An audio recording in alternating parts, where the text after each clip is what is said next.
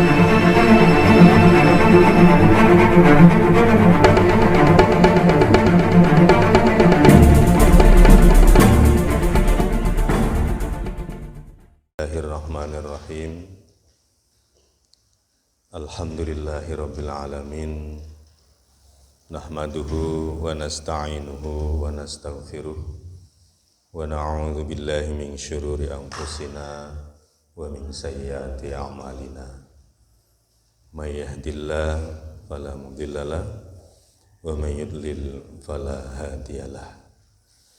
Asyhadu an la ilaha illallah wahdahu la syarikalah wa asyhadu anna Muhammadan abduhu wa rasuluh alladzi la nabiyya wa la rasula ba'dah.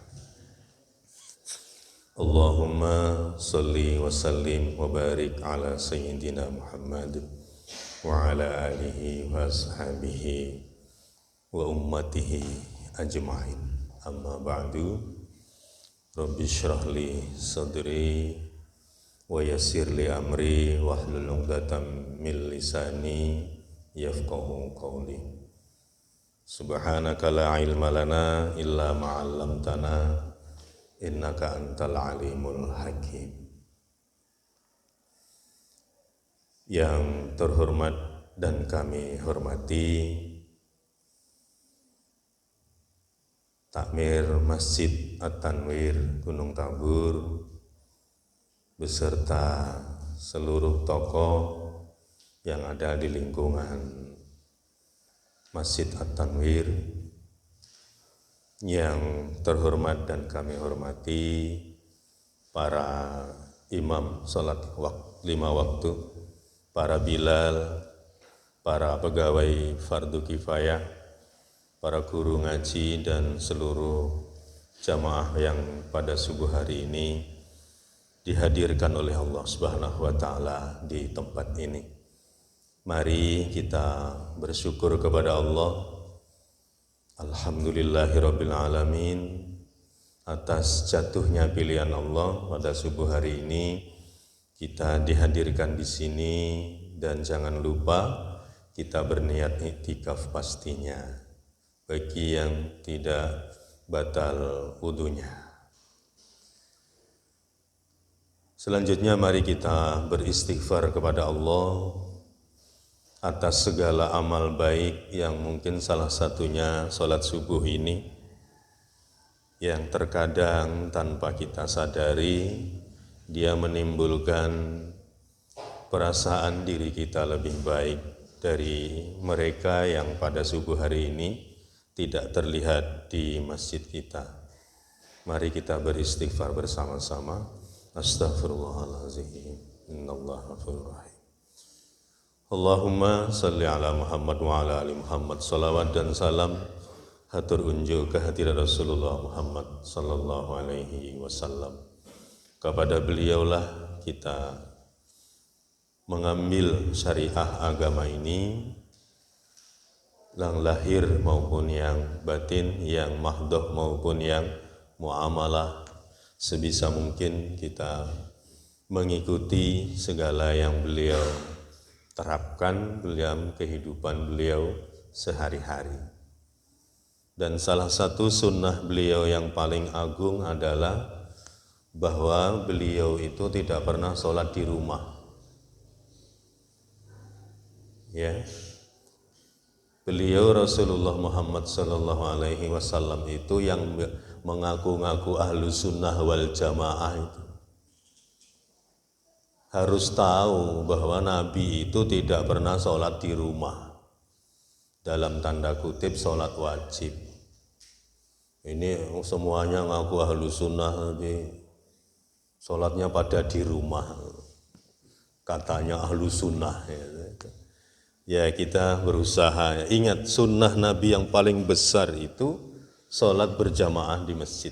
Beliau tidak pernah tinggalkan, kecuali berperang, keluar dari Madinah, dan di saat beliau sakit, kurang lebih selama 2 atau 3 hari sebelum beliau wafat. Ya, beliau itu hari terakhir bersama umatnya itu hari Senin 12 Rabiul Awal. Ya. Ketika subuh itu Abu Bakar menjadi imam, beliau membuka gorden rumahnya, kamarnya. Beliau melihat kaum muslimin sudah sholat. Abu Bakar kepingin berhenti karena mendengar suara bukaan tirai rumah itu, tetapi Rasulullah tersenyum dan memberi isyarat, sholatlah kalian. Bahasa saya ini ya, bahasa saya, tidak layak tangan saya ini menirukan Rasulullah, tidak layak. Sholatlah kalian. Dan kemudian tirai kembali ditutup, dan pada hari itulah sebelum tiba waktu zuhur, beliau sudah dipanggil oleh Allah Subhanahu wa ta'ala. Ya, jadi diingat, sunnah Nabi yang paling besar itu sholat wajib berjamaah di masjid. Ya, saya tidak bisa mengatakan yang di musola. Ya, terus terang aja saya tidak bisa mengatakan yang di musola karena memang di masjid. Kaum muslimin rahimakumullah, mari kita sama-sama awali kajian kita dengan membaca basmalah. Bismillahirrahmanirrahim. Terima kasih kepada semuanya yang pada subuh hari ini berkenan untuk duduk di depan kami. Mudah-mudahan kami dan jamaah sekalian tidak hanya bertemu di sini, tapi dipertemukan sebagai sesama orang yang saling mencintai karena Allah, sebagai sesama yang hatinya senantiasa hadir di masjid. Kalau saya mau buka kajian di rumah, banyak yang hadir, tapi saya tidak mau. Saya kajian harus di masjid, karena saya kepingin debu masjid itu berkurang dengan gosokan telapak-telapak kaki kita, atau sarung-sarung kita, atau sajadah-sajadah kita. Saya tidak mau kajian di rumah. Ya, tidak mau. Kita ingin hati kita tergantung ke masjid. Baik, Bapak Ibu yang kami hormati, judul kajian kita biar agak keren gitu ya, dikasih judul Pak ya, biar keren sedikit. Ini saya diikat kiri kanan ini Pak, dianggap aja diinpus ini, mungkin ada hubungannya sedikit dengan materi kita. Apa Bapak Ibu? Apa judulnya? Obat. Seharusnya saya permisi dulu dengan Ustadz Kaharudin Yunus ya, karena beliau dokter kemarin ya. Dan ini Pak Imam membawa materi obat. Ya. Atau saya permisi sama Pak itu Dinas Kesehatan. Siapa? Pak siapa, Be? Ya, Pak Basuki. Nanti saya dianggap ilegal ini menjelaskan sesuatu yang bukan ahlinya. Obat, judulnya obat. Kaum muslimin rahimakumullah, ketika kita mendengar kata bodrek, apa yang terlintas di pikiran dan hati kita? Pasti itu obat. Obat apa? Sakit kepala, ya kan? Pasti saja itu. Bahkan kami dulu kecil itu di kampung biasa ada layar tancap, filmnya Si Buta dari Gua Hantu, sponsornya Bodrex dan Bodrexin. Lama baru diputar filmnya itu karena dia jualan bodrek dulu di lapangan. Kalau hujan larian pulang. Bodrex. Siapa yang mau mengkonsumsi bodrex? Orang yang sakit kepala. Ya, kalau sampeyan hari ini saya bagikan bodrex satu, Pak diminum ya, diminum. Itu ada airnya di depannya masing-masing, diminum. Sampeyan pasti tidak mau. Wong saya tidak sakit toh. kepala saya tidak sakit kok disuruh minum Butrek. Ya, tidak mau. Nah, itu dia Butrek, tidak mau. Yang mau minum Butrek itu orang yang sakit kepala. Atau mungkin ada lagi yang kenal ini dia, apa ya? Intrustop. Ya obat-obat yang pasaran aja, karena saya bukan dokter sih ya. Kalau dokter tadi ya saya pakai istilah obat-obat yang seperti Pak Ustadz Kahar. Oh, itu obat sakit perut Pak Imam. Itu obat sakit perut. Dan siapa yang mau minum Intrustop? Orang yang sakit perut. Yang dengan sadar mau minum Intrustop adalah mereka yang sakit, gangguan pencernaannya sakit. Sehingga dia minum. Dia beli, dia minum, dan dia ikuti resep. Dewasa 3 kali sehari, 2 biji. Jika sembuh dalam 3 hari, silahkan hubungi dokter. Bukan disuruh kunjungi dokter Pak, disuruh hubungi aja. Di Butrek itu, sama di Intrustop itu. Ya, siapa? Atau yang lebih familiar, paracetamol. Oh, itu obat demam, Pak. Obat demam, obat panas. Kaum muslimin rahimakumullah.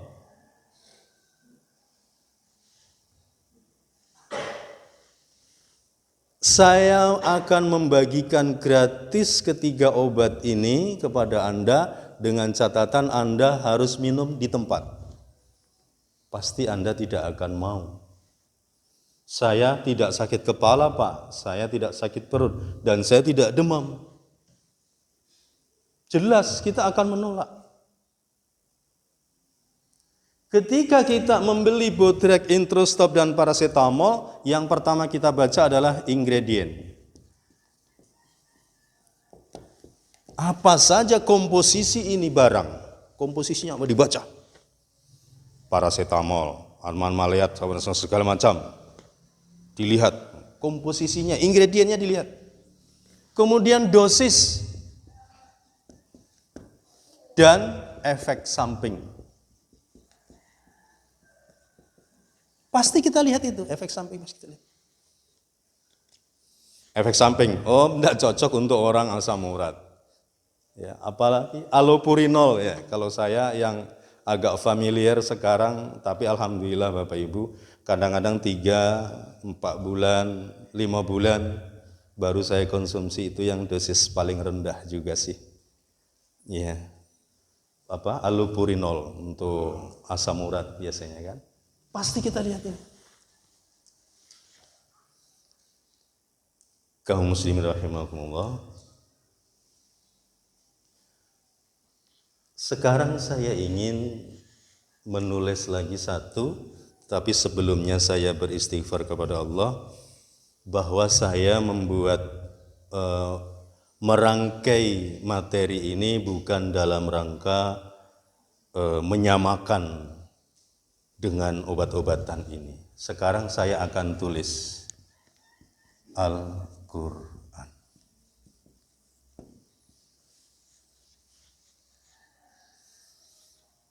Ketika kita mendengar kata Al-Quran, firman Allah pasti diberikan melalui malaikat Jibril. Iya, itu definisi orang yang sekolah kepada Nabi Muhammad untuk dijadikan pedoman hidup bagi seluruh umat untuk mencapai kebahagiaan, ketentraman dunia dan akhirat.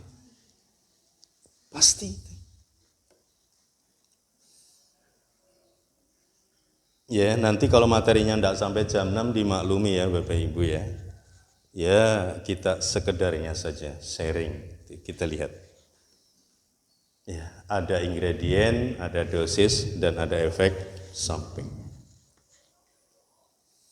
Tahukah Anda bahwa Al-Quran itu mohon dibuka Al-Isra 82. Kita lihat Al-Isra 82. Saya tidak usah tulis Arabnya untuk menyingkat waktu, nanti Bapak Ibu lihat di rumah. Wa nunazzilu minal Qur'ani ma huwa shifaa'u wa rahmatul lil mu'minin. Dan telah kami turunkan Al-Quran itu ya, yang menjadi obat. Oh, Al-Quran itu juga obat. Syifa, obat. Wa rahmatul lil mu'minin, dan sebagai rahmat bagi orang-orang yang beriman. Saya tidak usah tulis Arabnya, mohon izin. Nantilah yang satunya kita tulis, ini tidak perlu dulu. Jadi Al-Quran itu obat, Bapak Ibu. Ya, kalau selama ini kita begitu malas membaca ingredientnya, komposisinya, ayat-ayatnya, tidak kita pelajari dosisnya, tidak kita perhatikan efek sampingnya, itu karena kita merasa sehat. Oh, sehat Pak, saya sehat ini Pak, nggak perlu obat. Saya nggak sakit kepala, nggak perlu bodrek. Keimanan saya sudah sehat, hati saya sehat, pikiran saya sehat, keislaman saya sehat, sehingga saya nggak perlu ngapain ingredient, dosis, efek samping, malah beli lagi bodrek, keluar biaya.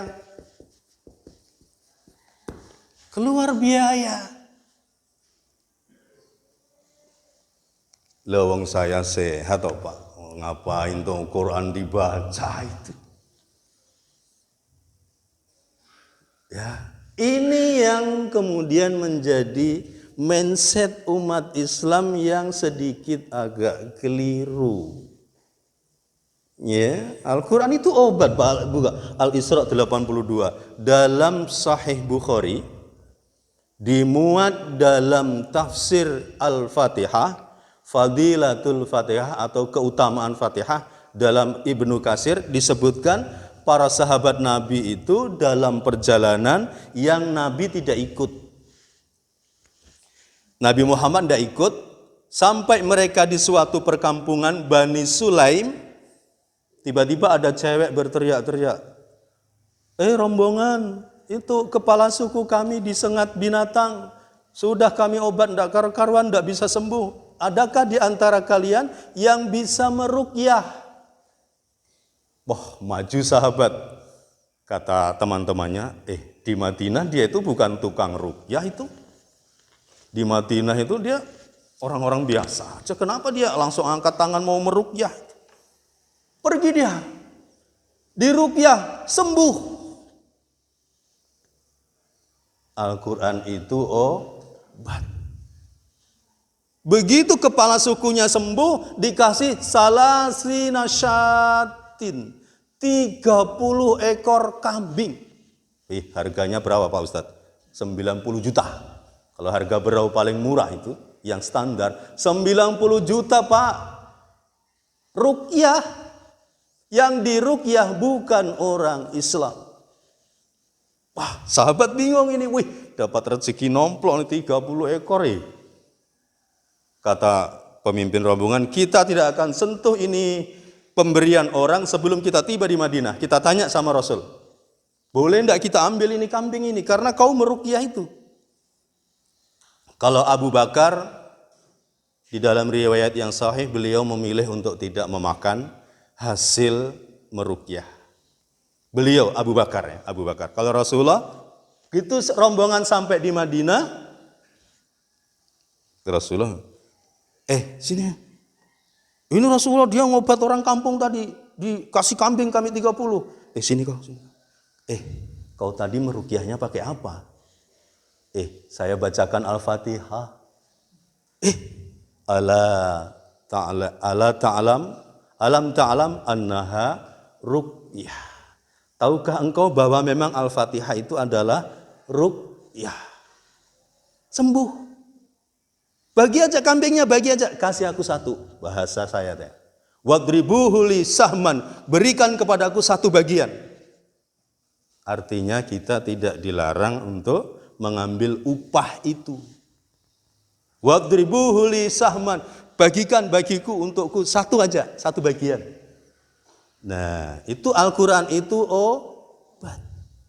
Tetapi umat Islam lebih banyak mengfungsikan obat Al-Quran itu ketika kerasukan.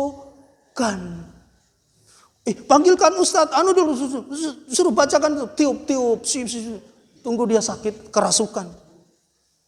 Sementara atau menjelang kematian, panggil baca Al-Quran.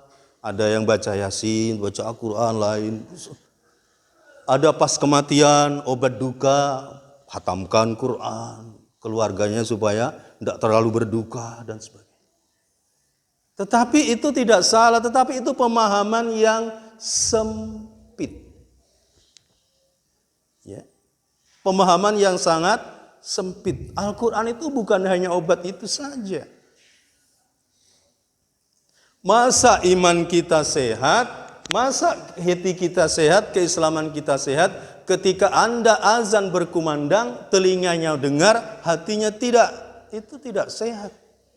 Kalau umat Islam sehat, subuhnya setara dengan sholat Jumat.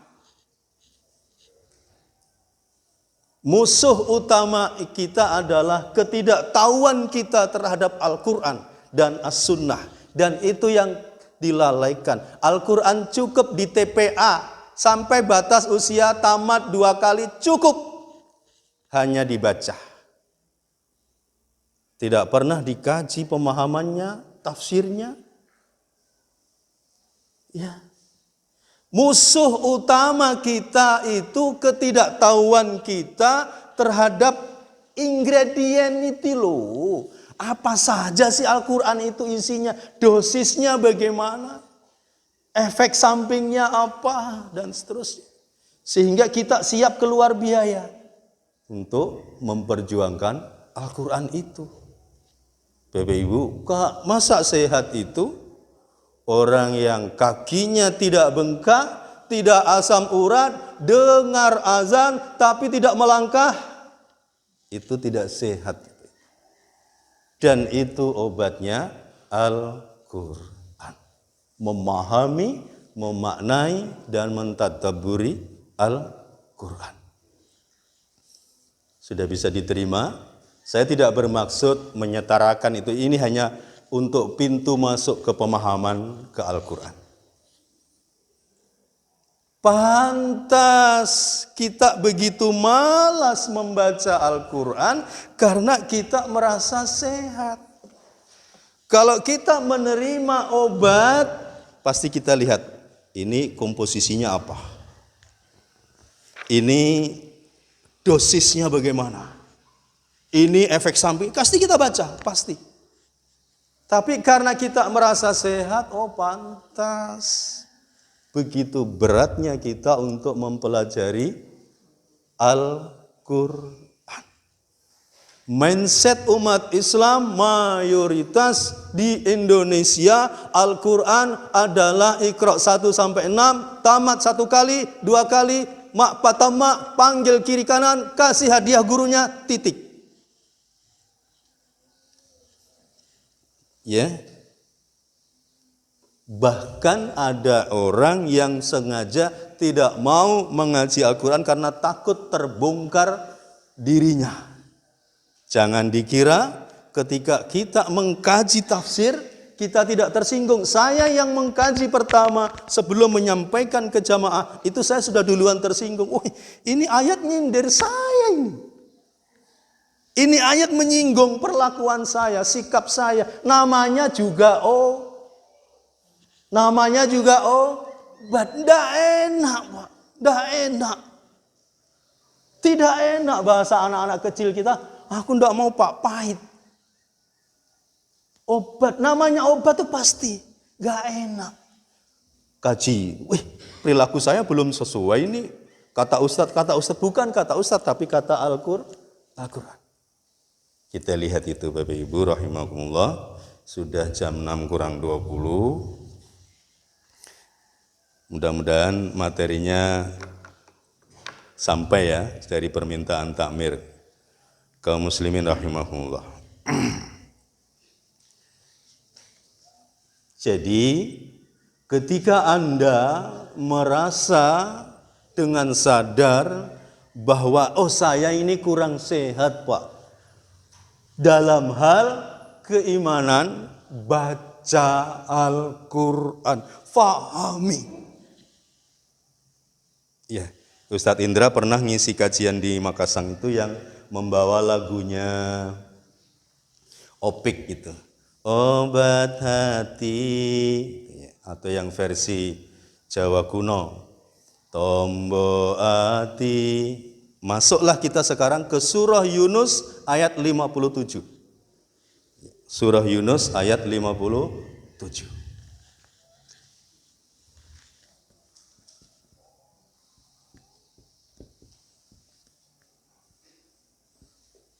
Ya, surah Yunus ayat 57. Al-Quran itu kita sekarang sudah sadar, Al-Quran itu obat.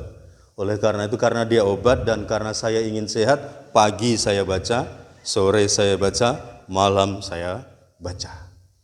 Supaya apa? Supaya saya betul-betul tahu dosisnya, ingredientnya, efek sampingnya, hal-hal yang harus diperhatikan dan sebagainya.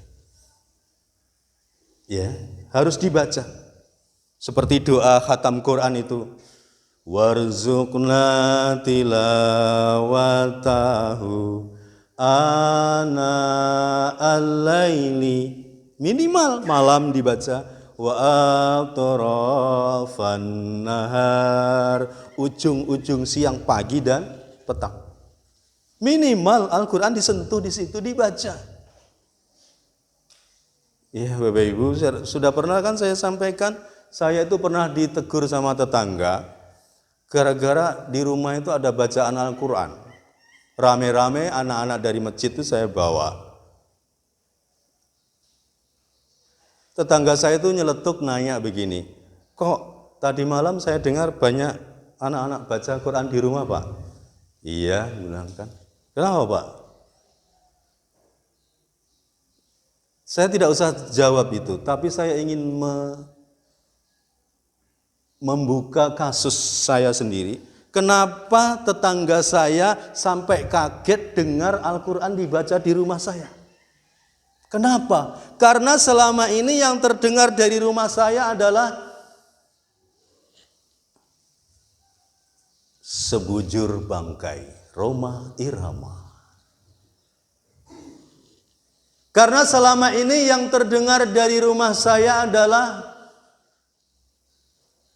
aku ingin pulang, Ebit Ki Adi. Karena selama ini yang terdengar dari rumah saya adalah,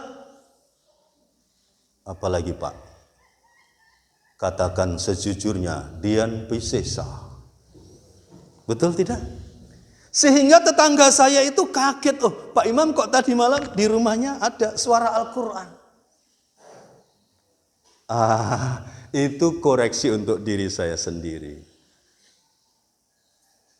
Jangan sampai rumah kita dibacakan Al-Quran ketika ada duka cita. Karena waktu itu kami bahatam Al-Quran, orang tua kami meninggal di Jawa gitu ya. Dan selama itu memang kami ngaji-ngaji gitu aja, enggak pernah sampai nyaring gitu. Sehingga tetangga kaget. Jadi saya ingatkan, oleh karena itu jangan sampai Al-Quran itu hanya dibaca ketika ada duka cita. Bacalah setiap hari, dia obat. A'udzu billahi minasyaitonir rajim. Ya ayyuhan nasu qad ja'atkum mau'izatum mir rabbikum wa syifaa'un lima fis sudur wa hudaw wa rahmatul lil mu'minin. Mohon maaf kalau salah. Oh iya betul. Wa hudaw wa rahmatul lil mu'minin. Ya ayuhan nasu qad ja'atkum mau'izatum mir rabbikum.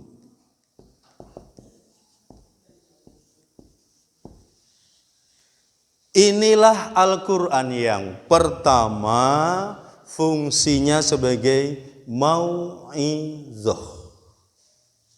Apa Bapak mau'izah?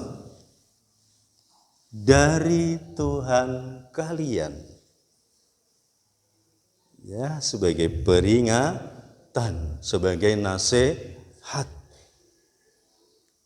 Nasihat untuk meninggalkan kesyirikan.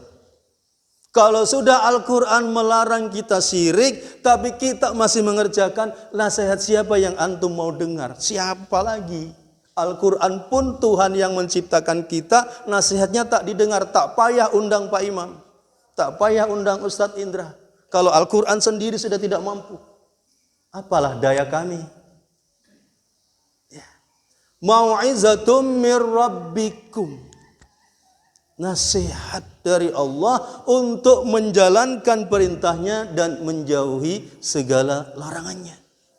Di dalam tafsir Sawi, sarahnya tafsir Jalalain ini dimaknakan sebagai syariah dalam ilmu tasawuf.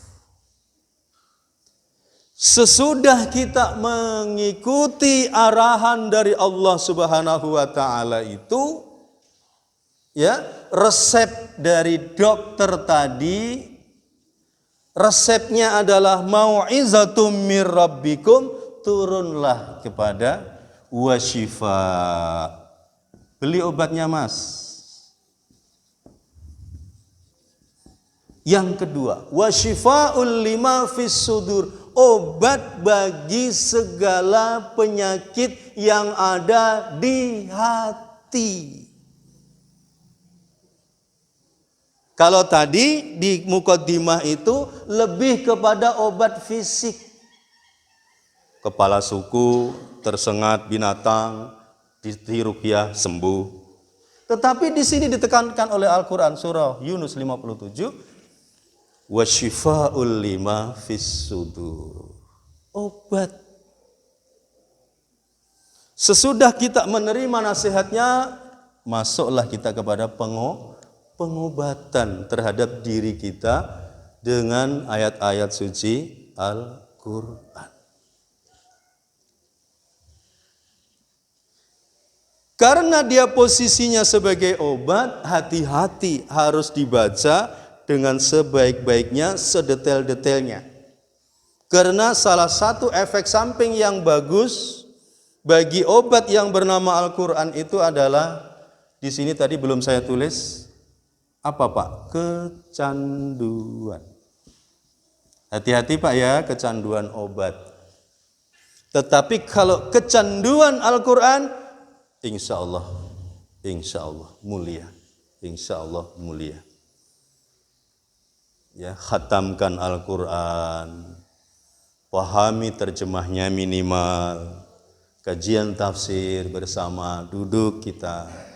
Tidak ada kemuliaan yang menyampaikan maupun yang duduk mendengarkan. Kemuliaan kita tidak diukur dengan kepintaran kita mengaji, tapi kemuliaan kita diukur dengan ketakwaan kita kepada Allah.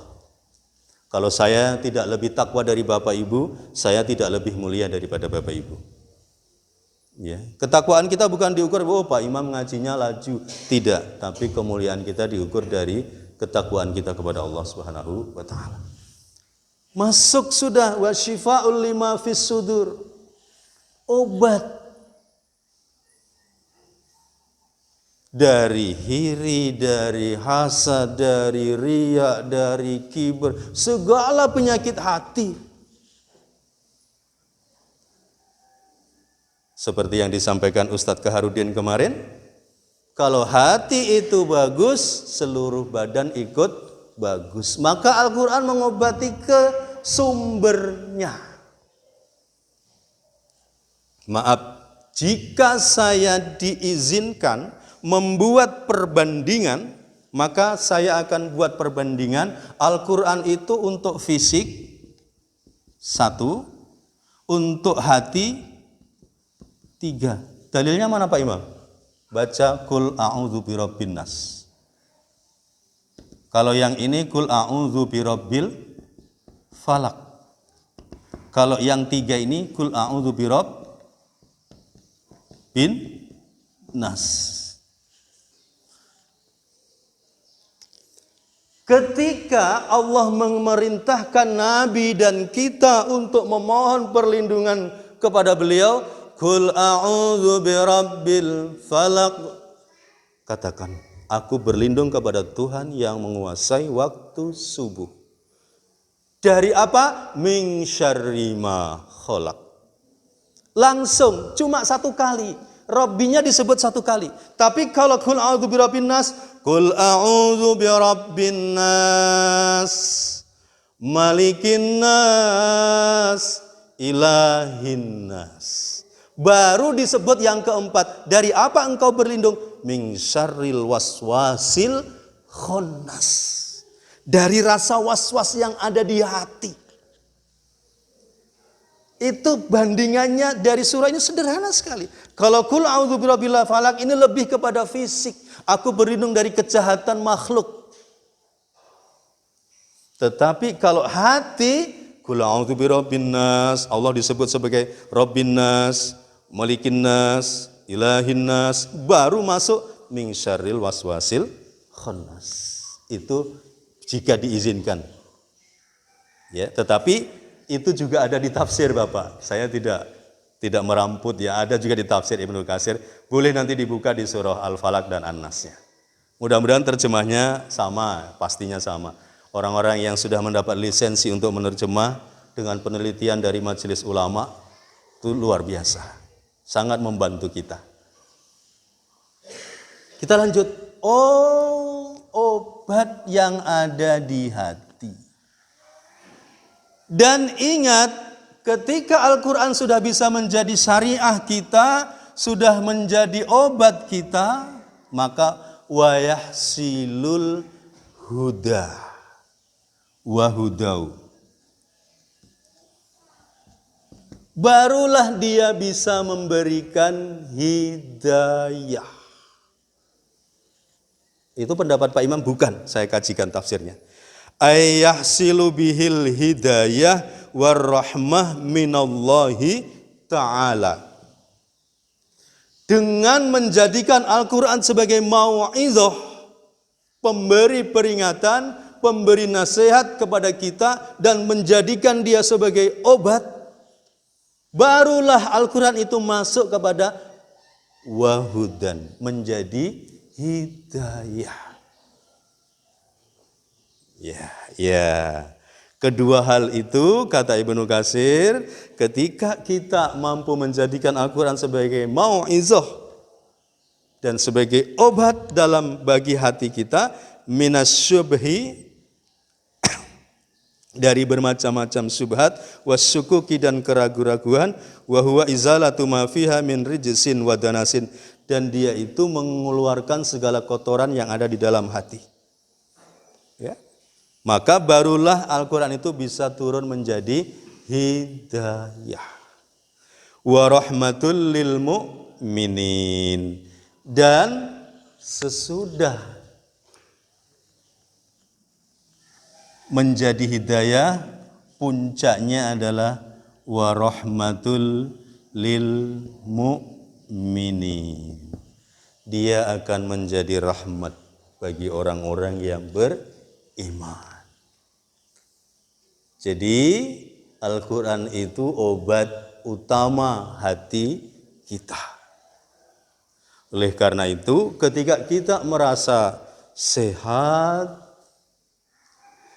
kaki kita, tetapi kok tidak bisa dipakai melangkah untuk sholat berjamaah, maka itu yang sakit berarti hatinya, pikirannya, keimanannya. Telinga kita, saya tuh rata-rata masjid itu berlomba-lomba bikin menara kan Pak, tinggi-tinggi, toanya di segala arah mata angin, timur, barat, selatan ke utara, timur, tenggara, timur laut, barat laut, gitu. Supaya semua sisi dengar Allahu Akbar. Muadzinnya dicari yang qori, digaji. supaya orang tertarik datang ke masjid. Tapi ini dengar tapi hatinya kok enggak.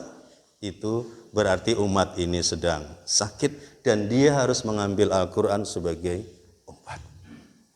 Ya, kita bangga dengan kegiatan apa itu? Sholat subuh berjamaah. Tetapi alhamdulillah Pak, kita kajian ini ya sudah sekaligus sudah. Ya, kajian subuh. Kebetulan kami memang memindahkan ke subuh selama kita pandemi itu. Itu Bapak Ibu rahimakumullah, sadarlah Al-Quran itu obat. Karena dia obat, Bapak Ibu sering-seringlah membaca komposisinya ini apa saja. Kemudian cara meminumnya seperti apa. Dosisnya seperti apa.